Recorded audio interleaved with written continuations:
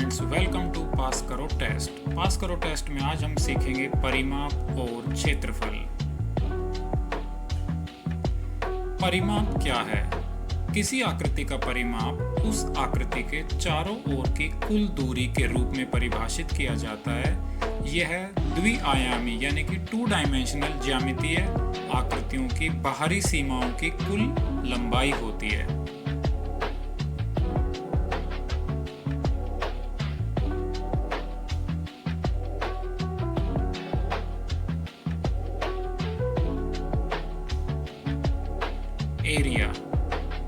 Area यानी कि क्षेत्रफल।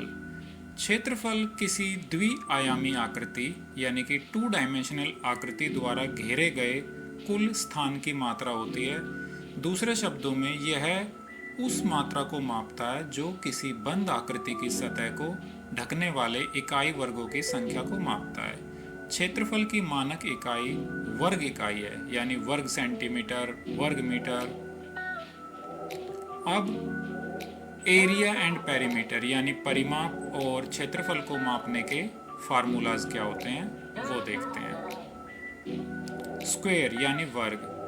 वर्ग का क्षेत्रफल मापा जाता है भुजा गुणा भुजा की लंबाई यानी side multiplied by side. Perimeter होता है चारों भुजाओं की कुल लंबाई का योग। एक उदाहरण के द्वारा देखते हैं। मान लीजिए किसी स्क्वायर यानी वर्ग की एक साइड की लंबाई 12 मीटर है, तो उसका क्षेत्रफल होगा 12 multiplied by 12 144 metre square. Metre के ऊपर जो रेड मार्क से 2 लिखा हुआ है वो है मीटर स्क्वायर। इसी प्रकार परिमाप होगा चारों भुजाओं की कुल लंबाई का योग यानी कि 12 जमा 12 जमा 12 बराबर 48 मीटर या 12 गुणा 4 48 मीटर। रेक्टेंगल यानी आयत।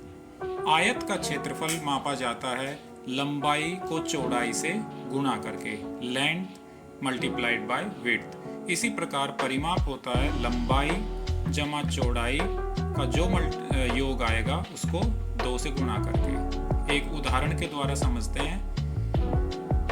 10 मीटर चौड़ाई और 12 मीटर लंबाई के किसी आयत का क्षेत्रफल होगा लंबाई गुणा चौड़ाई यानी 12 गुणा 10 बराबर 120 मीटर स्क्वायर। इसी प्रकार परिमाप होगा लंबाई जमा चौड़ाई गुणा 2 यानी कि 22 गुणा 2 बराबर 44 मीटर। वृत्त। वृत्त का क्षेत्रफल पाई आर स्क्वायर, जहां पर पाई एक कांस्टेंट है जिसकी वैल्यू 3.14 होती है। आर मतलब रेडियस यानी त्रिज्या, और परिमाप होता है 2 पाई आर यानी कि पाई गुणा 2 गुणा आर। एक उदाहरण के द्वारा समझते हैं। एक 5 मीटर की त्रिज्या वाले वृत्त का क्षेत्रफल होगा पाई आर स्क्वायर यानी पाई की वैल्यू 3.14 गुणा आर स्क्वायर गुणा 5 बराबर 78.5 मीटर्स। इसी प्रकार परिमाप होगा 2 पाई आर 2 गुणा 3.14 गुणा 5 बराबर 31.4 मीटर।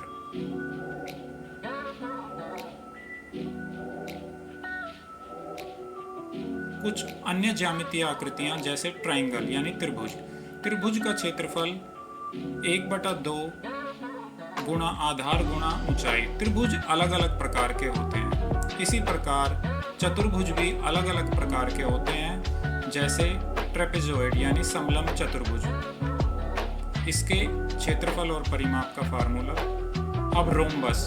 रोम्बस के क्षेत्रफल और परिमाप का फार्मूला।